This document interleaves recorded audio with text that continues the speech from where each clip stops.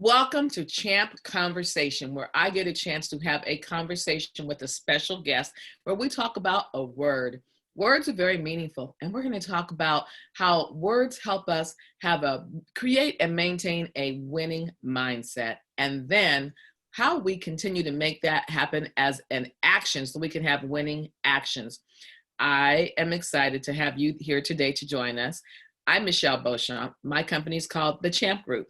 What we do is we partner with companies and individuals to help them with their professional development in a few areas: sales, leadership, and with communication. We like to say that we help people unleash their inner champ.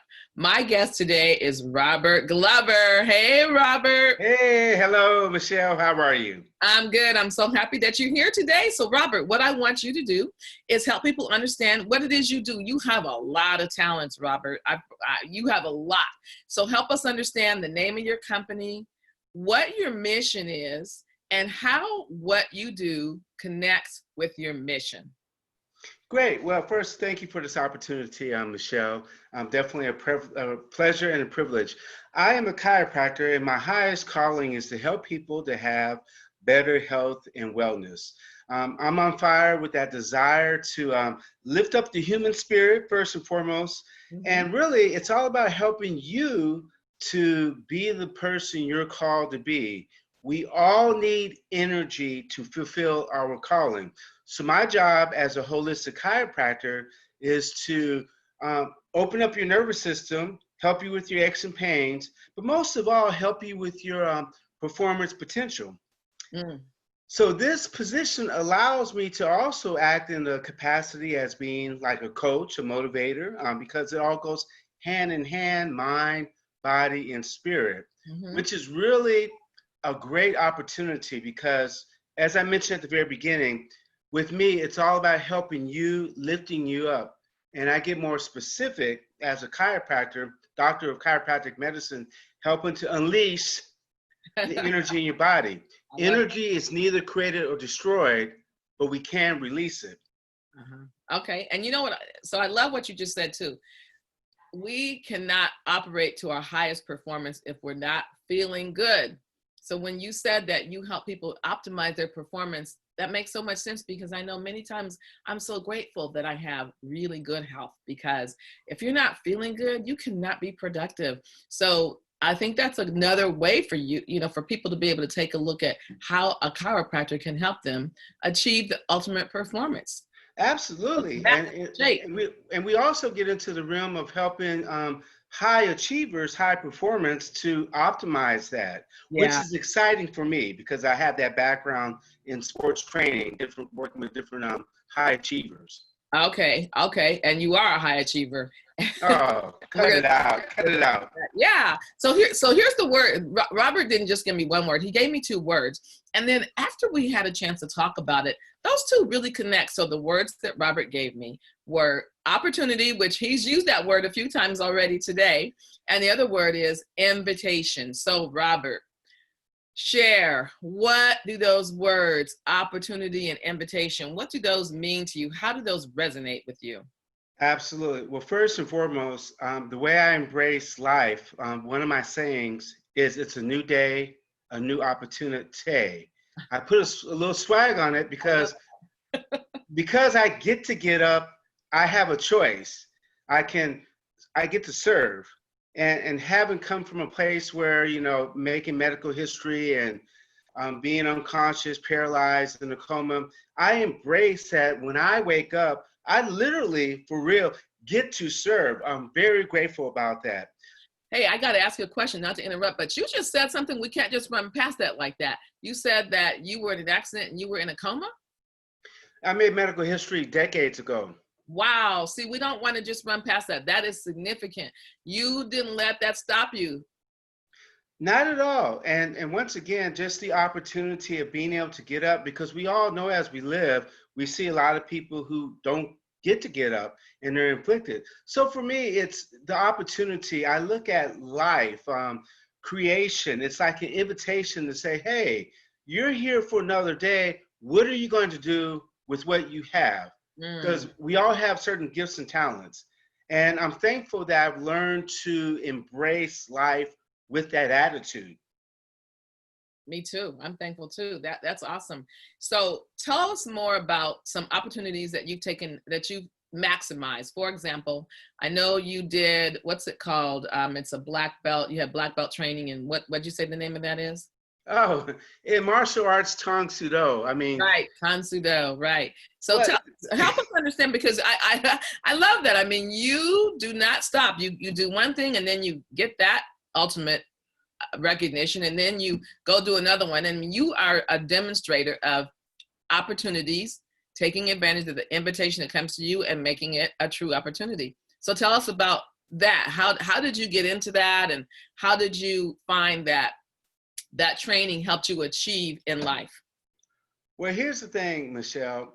We all, as kids, we have this gift of imagination. Oh, Imagination's a preview of coming attractions. all right. And depending upon how you look at life, there is so many things to do.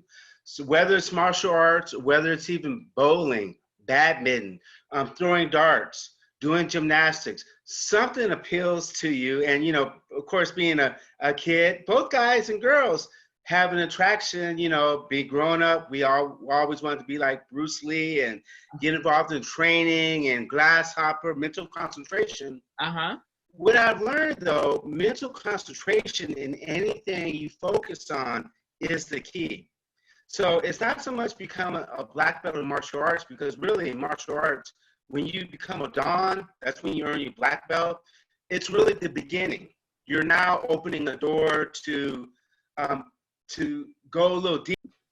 So as I was saying, Michelle, I've always had an interest in martial arts. Why? Because we always got the impression as kids it was all about mental training, focus. Mm-hmm. Going to the dojo, training over and over. And lots of things are like that in life. We see as we get older, gymnasts who've been working at it for years, Olympic athletes, Right. professional athletes.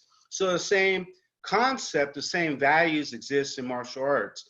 And the beautiful thing is, the way I was taught, I had a gifted instructor. He planted a seed on me, really stating that when you become a black belt, that's really the beginning. Mm-hmm. Some martial arts, they either have a white belt and then a black belt. It takes years in Aikido to become a black belt. So you say a white belt. That's good for the head too, because you really don't want to have an attitude or ego thinking you're all this and then some. Oh, okay. College is like that too. You get an undergraduate degree, but that's really like a beginning. You can go further, pursue your master's and or doctorate, Mm-hmm. depending on what your interests are. But I found that martial arts, it helped lay a foundation in alignment with my goals in terms of growing myself, wanting to be healthier mentally, emotionally, learning how to focus. These are transferable skills that we can apply to anything in life. Absolutely. The good book says, as a man thinketh in his heart, so is he. And Mm-hmm. we know Earl Nightingale, the greatest secret, you become that which you think. You become that which you think. Gotcha. So, it's amazing what we focus on. I actually call it TWA, TWA, thought with action. It's Okay. all about I love it. thinking and following through with that action. Right. Exactly. Well, what I said in the beginning is we talk about words, Okay. how they affect our mindset, and how they affect our actions. So you're right on. I just didn't have that little acronym twice. So I like that. That's good. So let me ask you this, because I love your word opportunity and invitation. Okay. What's next for you? And what I mean by that is, what opportunities are coming next for you? What invitations are you ready to respond to? And as a heads up, I know you mentioned a partnership that you're working on. So help us understand what's next. What other opportunities, because you've taken advantage of many, are you going to be able to pursue next? Very good question. It's really two arenas. Vocationally, professionally, it's working in the healthcare field with the integrated, like-minded team of professionals, because society has become more and more aware of having a disciplinarian type of approach. So everyone can focus on treating the whole person. We Mm-hmm. call that psycho neuroimmunology, mind, body, spirit. Okay. So that's in the health realm. So one of my goals is to work in partnership with a group of doctors, healthcare professionals, everyone who's involved, from the receptionist, the janitor, doctors, everybody, the accountant, because we are a team. And it's like a relationship, a marriage, some things work, some things don't. So it's not always going to be perfect because we're not perfect. We're a work in progress. Right. My other calling is working with people in terms of ministry. That's my highest calling. Mm-hmm. And I can use my practice as a form of ministry because it's a platform that I can use to talk about how we are made in His image, the awesomeness of the body. The body has an innate ability to heal itself. And it's amazing. Um, it, sometimes we give up hope, but then if you talk to a person in the right way, okay, sometimes we give up hope. We all know if we get the opportunity to live a little longer, and hopefully we're living versus existing, we've become overcomers. Oh, that was good. Um, we know that the body's going to age. We're not meant to be at our best forever. Right. Sometimes we used to think in the medical field that you only have so many cells in your visceral organs, your liver, your brain. That is true. However, we also realize your body has an amazing ability to regenerate. So it's all how you feed and treat your body, how you treat your body, what Mm-hmm. you put in your body. You are not only what you eat, you are what you get from what you eat and what you don't eliminate. And that opens a different conversation because we used to have the old cliche, you are what you eat. Well, you are what you get from what you eat and what you don't eliminate. Detoxification is important. Detoxification of the mind, Yeah. detoxification of chemicals that may build up in your body. That's a different conversation. But getting back to hope, it's such an honor. I had the honor of working with the geriatric community, people who have been here for decades, Mm-hmm. mom, dad, grandma, grandpa, overcomers, survivors. And many of them get older, they get lonely, and they're like, oh, there's nothing for me left in life. You're Mm-hmm. still here, though. Mm-hmm. You have something we can use. Mm-hmm. And if I can learn more about you and show you how you can maybe do a little bit better with your performance, because now you have arthritis and pain and a Mm-hmm. lot of these things that we didn't know about.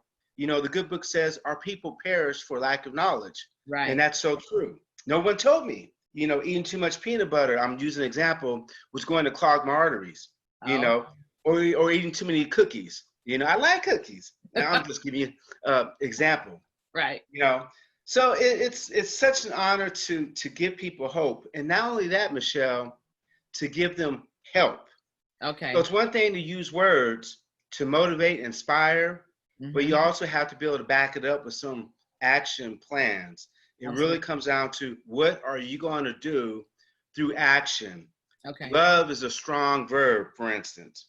It You is. know, it's all Absolutely. about staying in the ing. Okay. Okay. You have some good sayings, Robert. So I love because you're talking about things that I love and having a purpose, helping people have a purpose, and then being able to have the health so that they can live out their purpose. That's important. And then one last thing I want to talk about because I know it's something that you're involved in, and it's an opportunity that you said once again yes to. And that is because you mentioned ministry was your highest calling.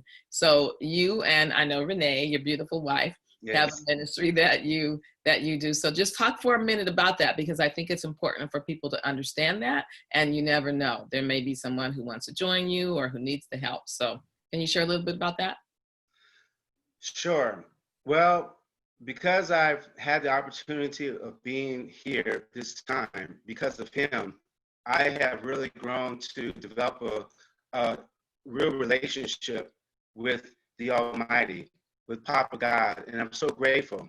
And that love that He has given me, I enjoy sharing it with people with where they are. And we call that Well, I have come to embrace the gift of life and the blessings that God has in store for me. My job is not to judge you because I'm not the judge. My Right. job is to do the best I can to love on you, and I'm human too, so I need grace. And I'm gonna keep it real. I've learned how to go the extra mile. With some folk, it's hard, but once again, my job is to love you the best I can and to help you with my gifts and talents. I have been helped with a myriad of gifts and talents from other people, and I don't take that for granted. My forefathers, my predecessors, the civil rights leaders, the people who paved the way for me, my mother, for instance, my grandmother. I Mhm. am so grateful for what people decades did for me, and I don't take that for granted. So ministry is very special because when you understand who you are and whose you are, you cannot but to be grateful that he saved me. Absolutely. He saved me. And I mentioned briefly when I was a kid, I was ran over, dragged down the street, almost bit the bullet. I was not supposed to survive. Okay, that changed my life, my mother's life, at a very vulnerable time. And other things have happened too. We all have stories. So when I wake up and I'm in good health because I've learned how to use physical therapy taught unto me. People are amazed that I've broken my knees and I've been ran over, my arms, my face, and all these different things, um, made medical history. And they go, wow, you're in such good shape. Well, that's because I'm a doer, but I don't take it for granted. Right. I know how pain feels too. It sounds like you're the bionic man, Ah, and it sounds like you're really committed to give back. I mean, that comes through so much from you, Robert, that you know that there are many miracles that you've experienced, and because of that, God has a purpose for you, and you're giving back. I have a question that I like to ask people, Robert, and so I okay. want to ask you, when you think about the words opportunity and invitation, what movies or a book or song comes to mind with you for the words that you have, opportunity and invitation? Oh, wow. Okay. I mean, we had talked about that before. Opportunity. Well, one of my favorite movies actually is Forrest Gump. Ah, Because yeah, he created a lot of opportunity. you did. Um, he did, and it was amazing how that happened. He was not intentional. He was just natural on that. Um, Gosh, movies here. I actually have even written them down here. Okay, that's Forrest A Gump. favorite book of mine is The Greatest Salesman in the World, one of them by Og Mandino. I Mhm. started reading that book when I was 15. Wow. Actually, I was going through another very challenging situation on my own. And I was exposed to that book when I was working. I started my own business back at that age. And of course, the Holy Scriptures is a great book. There's lots of wisdom in that. Um, there's there's lots of movies. I mean, even the theme from Rocky, for instance, is all Exactly. about Punch 'em up. not giving up, hanging in Right. there, fighting the good fight.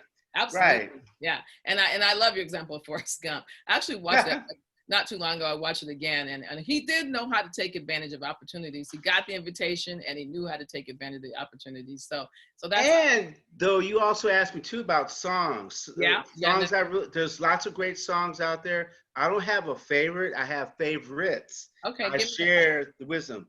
But okay. man in the mirror, I got to be willing Wow. to look at me before I can judge you. I got to really look at me and take the sty out of my eye.